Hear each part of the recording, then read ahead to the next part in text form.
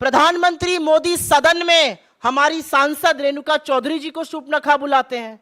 अब कैलाश विजयवर्गीय जी इस देश की बेटियों को सूपनखा बुला रहे हैं। यही इनका असली चाल चरित्र और चेहरा है, यही महिलाओं का सम्मान है। और इस पर भी जो महिला नेत्री लोग हैं बौखला जाती हैं, सवाल पूछो वो चुप बैठी रहेंगी। ये भारतीय जनता पार्टी में महिलाओं का सम्मान है, ये उनका असली चाल चरित्र और चेहरा है। यही बोलना है मुझे।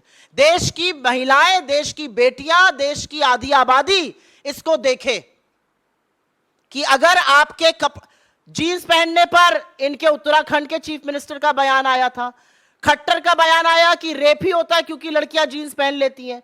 अब कैलाश विजयवर्गीय कह रहे हैं कि कपड़े पहनने से सूपनखा लगती है। इस देश का प्रधानमंत्री सदन में एक सांसद को सूपनखा बुलाते हैं, तो यह भाजपा का असली चाल चरित्र चेहरा। I will just give a reply in English since you asked me to.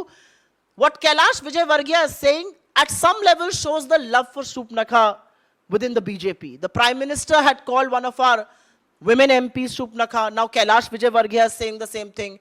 Khattar is on record, the Haryana Chief Minister, to say that women get raped because they wear jeans.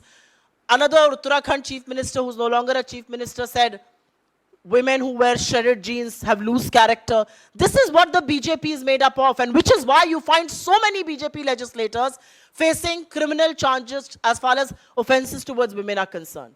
Why are so many rapists having BJP connections? Why is it that political patronage is given to people who commit crime against women in the BJP? This is what the real DNA of the BJP is.